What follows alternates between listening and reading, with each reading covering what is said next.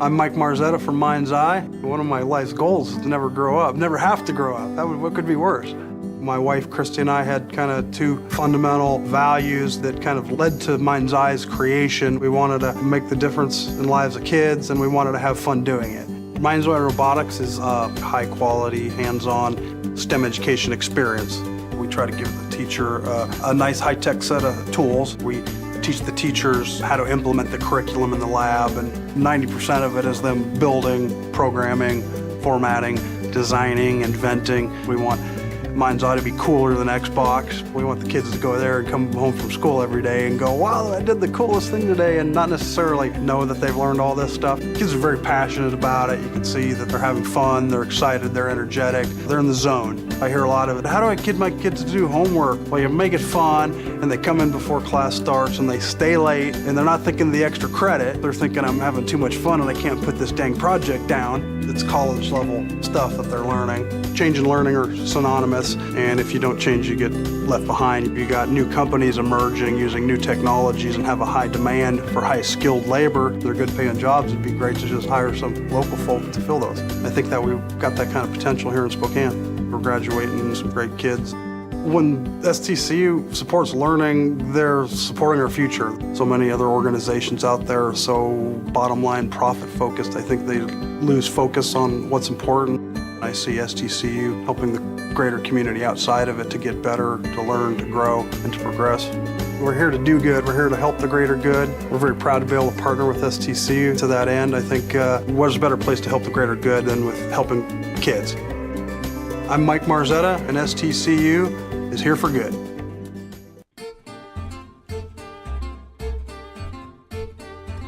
Spokane listens when business talks. Welcome to Business Talks, the region's only local business talk show with your host, Ryan McNeese. Business Talks is brought to you by our friends at STCU and Well Dressed Walrus. Now, let's get down to business with Business Talks.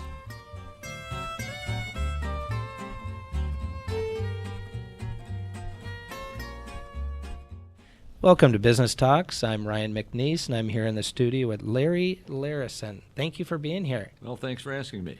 And Looking forward to it. We're going to touch a couple different angles today because your background is with Columbia Paint and Coatings and a significant career there, building up that business as well as selling that business, and ultimately taking what you learned from many decades in that business and writing a book. So the book we're going to be talking about today is Build a Better Business, Achieve Continuous Performance Improvement. So we got a lot to talk about. It's not an easy thing. It's not an easy thing. Let's go back to the beginning if we can. And how did Columbia Paint and Coatings originally start in the first place? Sure. Well, my father and three other gentlemen started a company in Montana called American Chemet Corporation. Where in Montana was that? In Helena. It was in Helena, okay. In 1946, right after World War II, when there was a tremendous shortage of raw materials worldwide because of all the consumption of raw materials in the war. That company was buying product that was being thrown off a American Smelting and Refining smelter in East Helena, Montana. Anaconda Company was still taking tons of copper out of the ground at that point in history. So this little smelter had a zinc oxide product that didn't fit their economies of scale. So my dad and his partners, three of them were metallurgists, contracted to buy the zinc oxide, and by putting it through a little rotary furnace with some flame, could clean it up and make it suitable as a extender pigment in a house paint. So they hired a paint chemist to help posture the zinc oxide to the paint industry. And most paint manufacturers at that point in our history were Midwest or east of the Mississippi. In fact, most industry in the country was still east of the Mississippi. But in an unlikely location, Helena, Montana, population maybe 15,000 then, the state might have had 500,000 or 600,000 people. They started a paint company, called it Columbia, because one of the partners said, you know, if we threw a twig in the Columbia River at the top of the Continental Divide, it would float toward the largest population centers around us, so they thought it might grow in that direction. Let's call it Columbia Paint. So it got the name Columbia Paint and Coatings, which was a great name because there's so many Columbias out here. Right. Nobody thought it was a small company with the name Columbia. Everybody thought they must be big, they must be good. That's an interesting psychology. I agree with wasn't you. a bad start. There are names that seem small. Columbia does not Yeah, represent most that. regional paint companies, and a lot of them started about that point in time in the U.S., were named after the founders. Right, right. So the company started that way because we were in a sparsely populated area from a geography standpoint. The only way to really grow was physical expansion into more geography. So long story short, when we sold the business in 1970, right before the economic downturn, which was providential, Right. we had 41 stores in 8 states, Mountain West, Pacific Northwest, and Alaska. And we went to market the same way the Sherwin-Williams Company does, which is the biggest paint company in the U.S. And they're vertically integrated. So they buy raw materials, they formulate their products, they manufacture them, and they sell a large percentage. We sold over 95% of what we sold through our own branch stores. Okay. So when the company was started, typical... And that is unique because I'd imagine we can talk about the supply chains of a Home Depot, et cetera, and how those products are sold. Yeah, it's not... You guys are selling through your own stores, though. Right. 95%.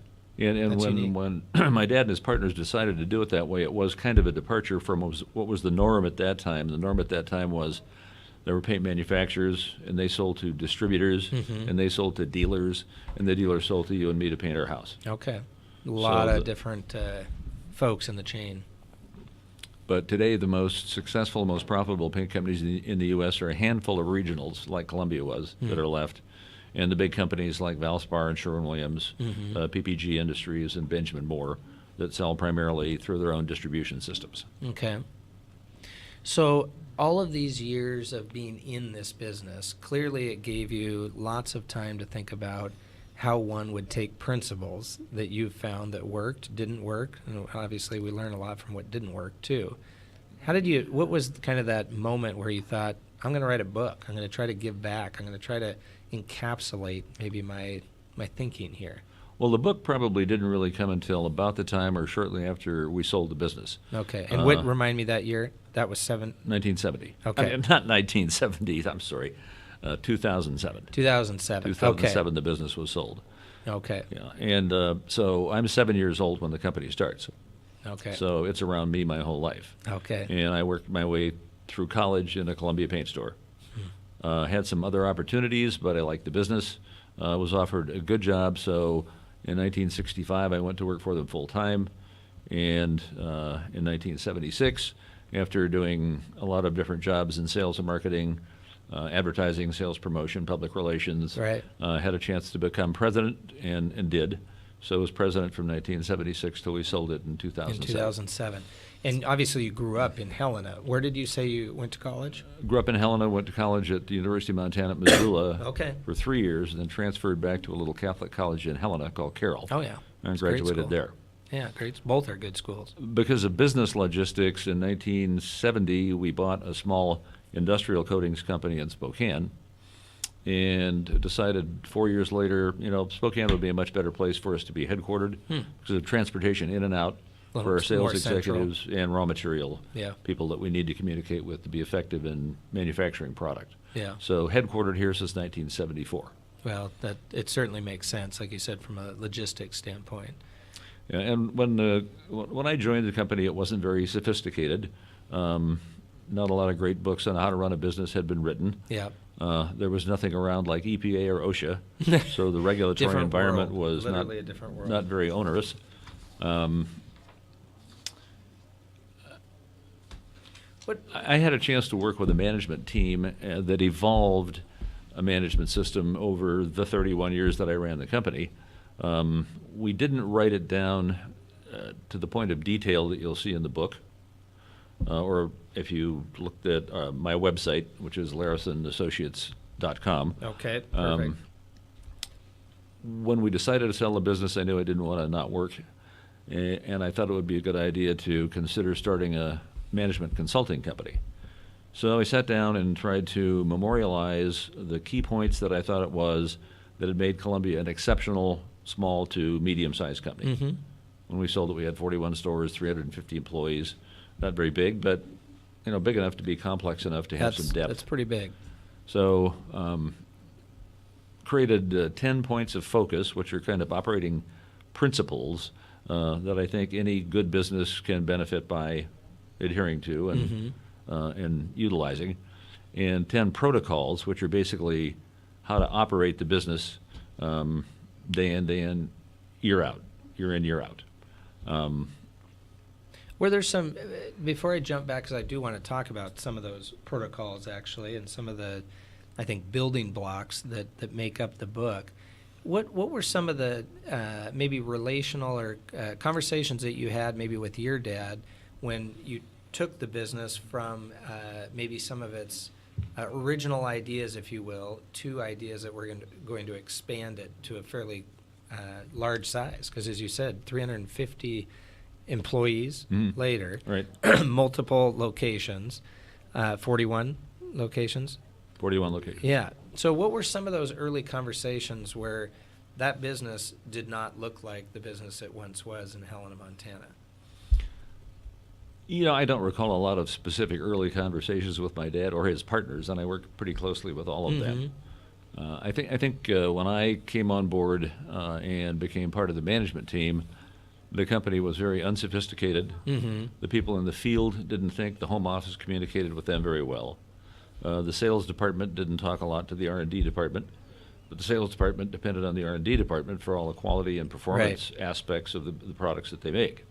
So I'd say the first thing I realized was that we needed to have the silos, as they call them in large corporations, the different departments, communicate effectively with each other on a regular basis. So there wasn't collaboration and synergy. there was a lot of departmental conversation, but there wasn't a lot of intra-departmental. In other words, departments that had to work together and succeed together weren't communicating that well, and they didn't always feel that warm and fuzzy about each other. So all in the same team, but not working together necessarily. Right. I think one of the first things I did that made a big difference, short and long term, was creating a series of meetings in which all the departments that interface on a regular basis sat down, talked about issues, discussed problems, decided on projects to move forward on, and then set up an exhaustive review process so that every month or every quarter, depending on how frequently the meetings were held, we'd start every meeting with a review of the minutes of the previous meeting and the projects that we're committed to and the progress that had been made on them. So we weren't missing much, so stuff wasn't falling through the cracks. Yeah, there was overlap. Right. Yeah. We hadn't had budgets in place, formal budgets in place. When I became, Who needs budgets, when I became a vice president. And we do need budgets in place. Right. We didn't have the standard SWOT exercise where you look at strengths, weaknesses, opportunities, and threats. We started doing that on a regular basis. And that evolved us into a pretty sophisticated, for a small company, method of strategic planning. So we had clear set goals, strategies, and tactics every year, and we tried to manage from the bottom up, as we called it, as much as we could, and involve every employee in the company in generating ideas and goals and strategies and tactics to achieve those goals. So every year we'd come up with a plan and review it on a regular basis, executive staff on a monthly basis, lower level management staff at least on a quarterly basis. But everybody was inputting it, everybody was bought into it, and then we created incentive programs in which if the goals were achieved, everyone was rewarded. Makes sense. And the more people you get worried about the bottom line, the less you have to worry about the bottom line as a leader. That's right. And learned that, I'd say, early on. Takes care of itself to a certain degree. Larry, let's come right back after a short break and jump into some of the protocols over the years that are embedded in this book. We'll take a short little break. Thank you. Thank you. Hi, this is Kurt Stockwell with Well Dressed Walrus. We are a local website design and development company here in Spokane. What we do is build beautiful, usable websites for local businesses. A website needs to be beautiful, it needs to be usable for your users, your customers, and yourself. Contact us anytime. We'd love to talk with you about your online marketing.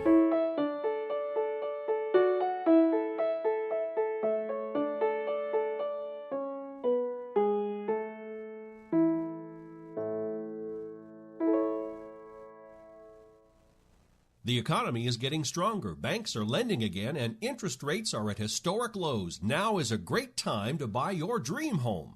The caring and knowledgeable professionals at Homes for You have been helping people just like you for over 20 years. They take the time to listen to what you want and will help you find just the right home in Washington or Idaho.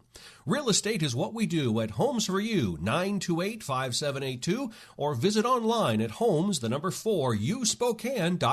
Welcome back to Business Talks. I'm Ryan McNeese, and we're here with Larry Larison at Columbia Paint and Coatings, talking about the background and history of Columbia, starting in Helena, Montana, sold in 2007. Let's talk a little bit more about when Columbia sold in 2007. Per the statistical fundamentals of Columbia, it sold for more than any other company of its type. Can you tell us a little bit about that? Yeah, as near as we can tell, and we were very active in industry associations and tracked what was going on in the paint and coatings industry pretty thoroughly. We sold for the highest multiples that any company of our type had sold for. So ours was what would be called a stores company, because our business was our sales were primarily through company-owned stores. Right, the 41 stores. Right. We were purchased by the Sherwin-Williams Company, who at the time probably had 4,500 stores. Jeez. But we went to business and went to market essentially the same way they did. And probably in the case of 80% of the markets that we were in at the time we sold, they were in as well. So we were bought out by a large competitor. Right. And I knew from 5 years before we sold the business that they were the likely acquirer, because we paid a lot of attention to what was going on in the industry all around the U.S. Right, and a lot of parallels to the geographic locations you were selling. I had a lot of industry friends through industry associations that we belonged to who had sold to Sherwin-Williams. So they were a logical acquirer. And the company was operated in somewhat of a unique way. Columbia never had a majority shareholding family. There were 4 families involved in the business. And when the shareholders started the company, they realized that they weren't going to be, a one-man show or a one-family show. So they structured the business much more like a public corporation. So the shareholders elected a board of directors every year. The board of directors elected officers every year, like a public company does. Yeah, and I'm actually fascinated by that, because I think in the origin of it structurally, I think you're making a substantial point. That's not necessarily how a private company is run. No, most family-owned businesses run with the family in the chair all the time. Yep. Yeah, so my management group and I were elected by the directors every year, and our charge was to profitably grow the business while maintaining financial strength. So our performance benchmark was the S&P 500 or better. Yep.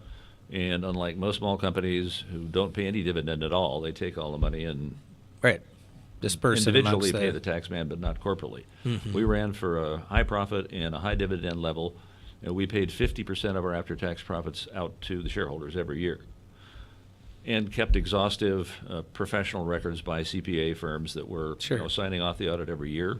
So when we took the business out for sale, we showed a set of books that a lot of large companies don't see from small companies. You couldn't see that precision in some of these other companies. So I'm sure Sherwin felt that was extremely unique. They did, and they let us know quite a few years in advance of the sale that they were very interested. So we I wondered. I was going to ask. Cordial dialogue with them a long time before it ever happened. That's okay. My bad. Actually, that defines why you're successful in business. The phone keeps ringing. So what do you think, I think you said 5 years out from when you ultimately were taken out, if you will, and the sale occurred with Sherwin. 5 years out, you knew they were probably a likely candidate, or probably the best candidate, if you will, for that. What do you think, beyond the probably meticulous record keeping and financial and accounting audits, what do you think Sherwin saw? And again, this is part and parcel to the book, which is Build a Better Business. What were they seeing? What were the elements, the fundamental elements of Columbia that you think really made you a likely candidate for them? Well, we had an excellent customer base. And they knew you were taking their customers. They did. And they saw an opportunity to substantially increase market share in all the markets we were in that they were in. And in many of those markets, it was just us and them as company-owned as manufacturer-owned paint stores.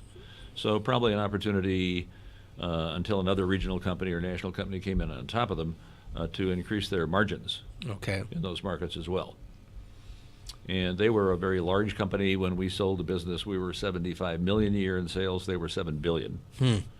They've since grown to about $14 billion. Really, doubled. They just acquired Valspar. Oh, that's right. I remember reading that. So they're huge. They know what they're doing. They're a very good company, very integritous, and they knew that we operated with essentially the same principles they did.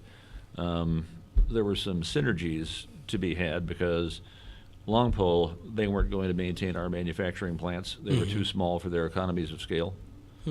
So they reduced some substantial overhead. So when they your acquired the business. manufacturing facilities, they did not end up acquiring? They operated them for about 3 years. Okay. And then they actually gave the shareholders of Columbia Paint that real estate back, and we took it out and sold it to Interesting. the market. That's interesting. So they did acquire it originally. They did. That's kind of an interesting concept, though, in terms of the scalability of those sites. I think they also saw a tremendous opportunity to pick up some great employees in our store system because we had good incentive programs, we had good training programs. We did a good job keeping every job filled with the right person. But that's saying something. When you talked about you had the right training programs, a lot of times a business of that size, of Sherwin's size, will come in and they say, hey, we want the assets, et cetera, whether it be infrastructure, buildings, et cetera, but they oftentimes don't want the people, which is a problem with some of these acquisitions. I'd say that's a testament to your training regimen, that they said, we want the people. They're the right people that make this culture. Yeah, I would hazard a guess that all of our sales personnel that were on board when Sherwin-Williams made the acquisition stayed on board, and some of them moved into some significant management positions. I think that's saying a lot. Let's speak to some of the protocols that stick out to you in the book. Give us an idea of some of those real benchmark fundamentals that you think drives a successful business. So go through the points of focus, perhaps? Yeah, let's do that. Okay, well, our points of focus are fairly simple. The first one was to maintain a passionate commitment to maintain a passionate commitment to profitably grow the business while maintaining a strong balance sheet. Too many small businesses get obsessed with growth and realize you got to have cash in the bank to finance the growth and outgrow themselves.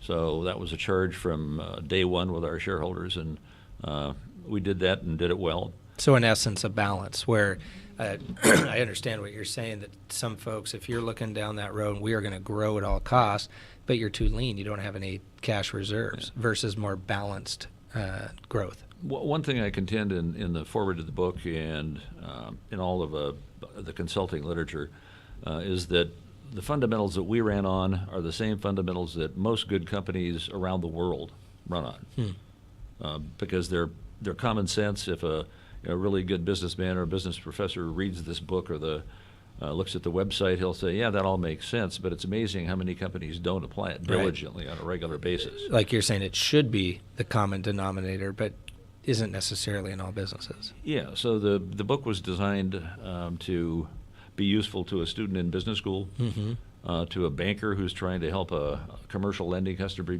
run their business better, to somebody who's running a business that wants to run it better and isn't maybe doing all these things diligently and the right way. Well, and understand the fundamentals of business. Oftentimes, when you're talking about whether it's a business school individual or somebody starting out in banking or otherwise, as you're suggesting, sometimes you don't know what you don't know. Exactly. And so I think what you're definitely making a good point of is here are the fundamentals that need to be considered and managed properly. Yeah, I think we focus on how important it is to be ethical in business, so treat all individuals and organizations you deal with in a fair, honest, and ethical manner. Recognize that each employee is a team member and maintain a strong commitment to team building and team member education. That really solidifies the team and makes people want to stay with you. Identify the vital few areas of focus for the organization that represent the greatest opportunity for profit improvement. Some people lose sight of that and focus on margin. The more margin you make, the more you can grow the business. Get the right person in every position. leverage each team member's strengths, make changes when called for. Sometimes performance falls off, and changes have to be made. But making those tough decisions. It is. And I think the standard is waiting too long to make that critical decision. Frequently. Yep. So I think you see that across all different types of businesses. then you have to continuously improve your product offerings so you're the supplier of choice for an expanding customer base. You can't have an expanding customer base if you don't do that. Implement a thorough, accurate reporting and performance to goals review systems. And I think in real estate, people say location are the most important things. I think in business, follow up, and follow up. I would agree are with the that. most important things. Keep looking at what you're doing and always try to do it better. That's where the continuous performance improvement comes from. Maintain a commitment to develop products, programs, and initiatives that are designed to maintain and enhance a healthy environment in all the communities and countries in which you operate. It's a no-brainer, but not everybody does it. And if you don't, it'll backfire. Well, and I think you make a good point. There's a lot of principles that you could read through that think, as you said earlier, well, that makes sense. But to actually implement, that's the tough part. Yep. And, here we are, a highly regulated culture, but you've got to maintain a commitment to comply with all laws and regulations in all the communities and countries in which you operate. Well, and I think someone the size Columbia was, and certainly Sherwin's size, that compliance in so many geographic regions and countries would be just a huge task. But you got to do it if you're going to play on that field. Yeah, I don't remember at which point we decided, okay, even at our size, we've got to have a vice president in charge of environmental and regulation. Yep. And we did. Basically a compliance officer. Yep. Yep. And he made a huge difference. Yep. Well, we're unfortunately out of time, but I do want to make sure we let our listeners know the best locations to find the book. It is on Amazon, right? On Amazon, Barnes & Noble. Okay, so Barnes & Noble, Amazon, Build a Better Business, Achieve Continuous Performance Improvement, and it is with Larry Larison. And I didn't ask you from the beginning, Hoyt is actually your Real name. birth name. What's the middle name? H? Yes. Humphreys. Humphreys. Yeah, So Larry's a nickname off the last name. Okay, well, I like it. Everybody needs to go check out the book, the principles, protocols in this book, Build a Better Business. Thank you, Larry, for being here. Could I point out one more thing? Absolutely. Okay, so we're basically recommending certain things that a business can do to improve its operations. And in the book, we took the approach that if we recommend a practice or a protocol to you, we don't just recommend it and say do it. We have a why, explain why you should do it that way, and then we have some hows, so explaining how to implement. I think that's the And some of important those piece. are actual experiences from my operating Columbia Paint and Coatings, things we actually did in place that made it work and made it much more successful on average. Well, and I think that's so important, though, because as we've both been commenting today, there's the do this, but why should I do it? And how do I actually do it? There's a why and how for everything. They'll figure it out in this book. Thank you, Larry. Thank you very much. I Appreciate appreciate the time. Thanks for having me. Business Talks is produced in Spokane, Washington by SpokaneTalksOnline.com, which is solely responsible for its content. Ask a question, recommend a guest, and hear this program again online anytime at SpokaneTalksOnline.com. Business Talks is brought to you by our friends at STCU and Well Dressed Walrus. Business Talks wishes you good business and a good day. I'm Mike Marzetta from Mind's Eye. One of my life's goals is to never grow up, never have to grow up. What could be worse? My wife, Christy, and I had kind of two fundamental values that kind of led to Mind's Eye's creation. We wanted to make the difference in lives of kids, and we wanted to have fun doing it. Mind's Eye Robotics is a high-quality, hands-on STEM education experience. We try to give the teacher a nice high-tech set of tools. We teach the teachers how to implement the curriculum in the lab, and 90% of it is them building, programming, formatting, designing, inventing. We want Mind's Eye to be cooler than Xbox. We want the kids to go there and come home from school every day and go, wow, I did the coolest thing today, and not necessarily know that they've learned all this stuff. Kids are very passionate about it. You can see that they're having fun, they're excited, they're energetic, they're in the zone. I hear a lot of it. How do I get my kids to do homework? Well, you make it fun, and they come in before class starts, and they stay late, and they're not thinking the extra credit. They're thinking I'm having too much fun, and I can't put this dang project down. It's college level stuff that they're learning. change and learning are synonymous, and if you don't change, you get left behind. You got new companies emerging using new technologies and have a high demand for high skilled labor. They're good paying jobs. It'd be great to just hire some local folk to fill those. I think that we've got that kind of potential here in Spokane. We're graduating some great kids. When STCU supports learning, they're supporting our future. So many other organizations out there are so bottom line profit focused. I think they lose focus on what's important. I see STCU helping the greater community outside of it to get better, to learn, to grow, and to progress. We're here to do good. We're here to help the greater good. We're very proud to be able to partner with STCU to that end. I think what's a better place to help the greater good than with helping kids? I'm Mike Marzetta, and STCU is here for good.